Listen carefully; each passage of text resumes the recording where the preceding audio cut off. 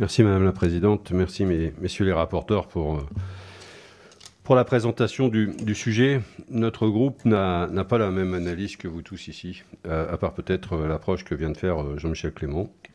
Le texte que nous examinons aujourd'hui semble cynique et trompeur. Il maquille les vieilles pratiques avec un nouveau nom pour mieux donner l'illusion de la nouveauté.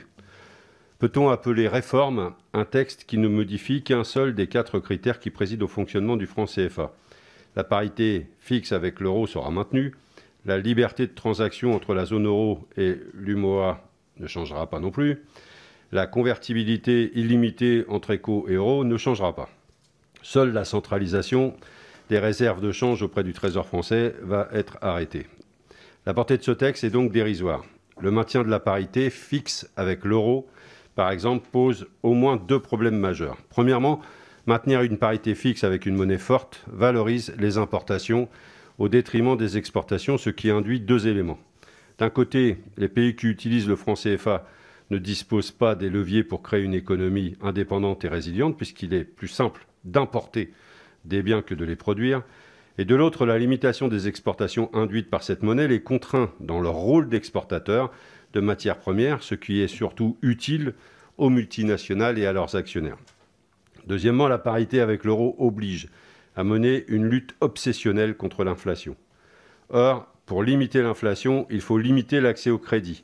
Par conséquent, avec des emprunts qui coûtent cher, c'est encore les plus pauvres qui ont les emprunts les plus chers, les entreprises locales ne peuvent pas être compétitives face aux entreprises étrangères bénéficiant de crédits abordables. Et ces entreprises étrangères sont d'autant plus favorisées que l'on maintient la convertibilité illimitée entre l'éco et l'euro, ce qui permet, avec le maintien de la parité fixe, de sécuriser les investissements en euros en amont et les rapatriements des bénéfices dans cette même monnaie en aval. Déversoir de produits manufacturés et réservoir de matières premières, dit l'économiste sénégalais Séraphin Prao. Le projet politique est évident. Macron a dit que le franc CFA était un non-sujet, indiquant par là qu'il n'y avait pas de problème à le réformer. Force est de constater que vous avez fait une non-réforme pour être bien certain de ne pas perdre l'avantage monétaire de la France dans cette zone, voire d'essayer de l'étendre. Il va falloir aller vite avec cet avantage, car cet avantage est menacé. La CEDEAO, la zone économique qui englobe la zone du franc CFA et d'autres pays anglophones, de le poids lourd nigérian à un projet de monnaie unique qui commence à prendre forme. Il fallait donc prendre de court ce projet. La France a même poussé le cynisme jusqu'à utiliser le nom proposé par la CEDEAO pour sa monnaie, l'éco, quelle que soit l'opinion que l'on peut avoir sur son contenu.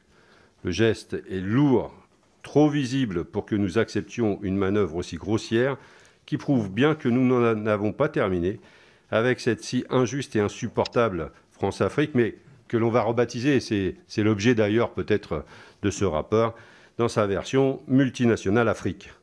Les députés communistes voteront évidemment contre cette non-réforme.